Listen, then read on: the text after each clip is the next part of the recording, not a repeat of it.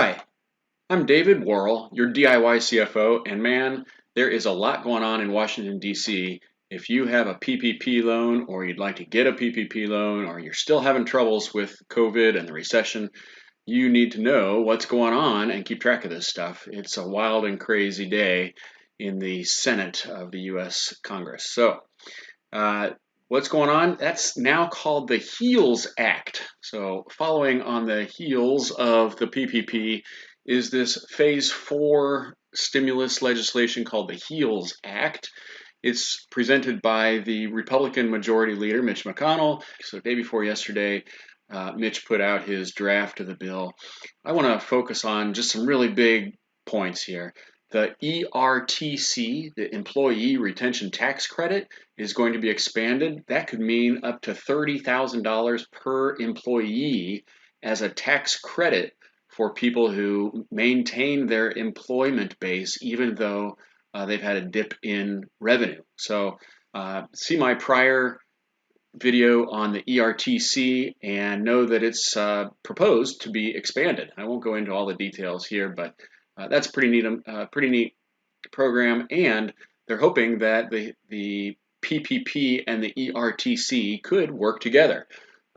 Okay, the next thing was a work opportunity tax credit, meaning if you hire someone who has been on unemployment, you would get a tax credit of up to 50% of the first $10,000 of their qualified wages. So you hire somebody after this bill passes, assuming it does, if it does, and before the end of the year, then you can take half of their wages as a tax credit, which we know is a really good thing. There's also something called the Safe and Healthy Workplace Tax Credit, which gives you tax credit for spending on PPP and, sorry, not PPP, PPE, personal protective equipment, and coronavirus testing and cleaning supplies.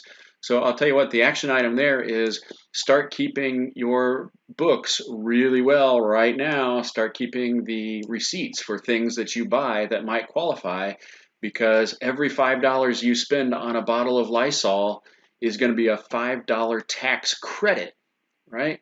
So that could be a lot of money. Instead of paying taxes, you can go out and buy Lysol or plastic or booties or face masks or N95 masks, whatever it is that you need to keep your employees safe. The HEALS Act proposes that 50% of those qualified expenses would be eligible as a tax credit, up to $1,000 for each of the first 500 employees. That's a huge tax credit, right? So all of that is kind of in one side. Now you got the PPP changes, and this is really interesting. So the fundamentals of the PPP don't look like they're going to change. It's still going to be 60% spend on wages and payroll. That's just fundamental to what the PPP is, right? It's a payroll protection program. But the new bill may allow you to select your own covered period, right? Right now we have this 8 or 24-week covered period. The new bill may say you can pick your own covered period that's at least 8 weeks and ends whenever you run out of money, whenever you spent the money and you have the best opportunity to apply for forgiveness. It may simplify the forgiveness application process for smaller loans, all the way up to $2 million. You may not be required to submit some of the receipts and records and documentation for those loans. The smaller loans under $150,000, maybe they're not even going to be required to submit an application. There's new money for a PPP second draw loan. So this means that if you have fewer than 300 employees and you've seen a drop in your gross sales for the first or second quarter of 2020 compared to 2019, right, year over year, 50% drop in gross sales, you may be eligible for a second hit of PPP money.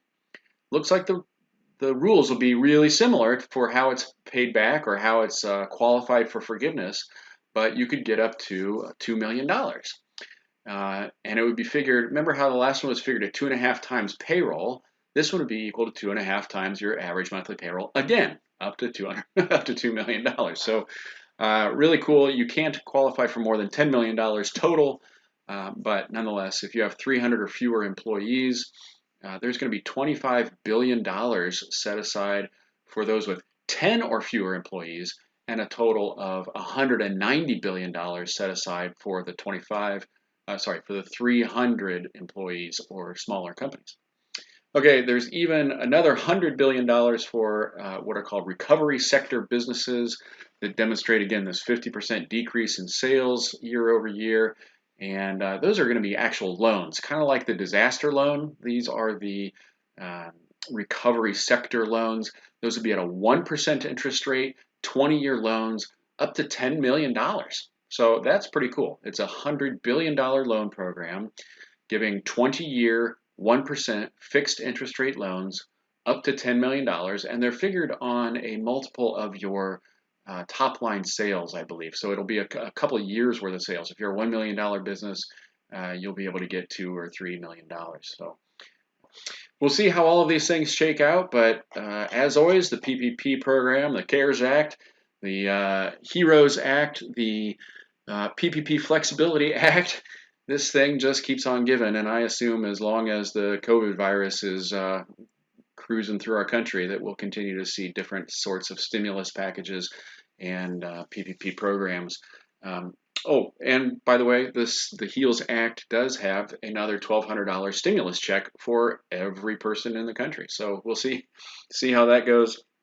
And again, this is called the HEALS, HEALS Act. It's a proposed act, a proposed new law from the Senate, and specifically from Senate Majority Leader Mitch McConnell. All right, I'll keep you up to date. You heard it here first. Thanks.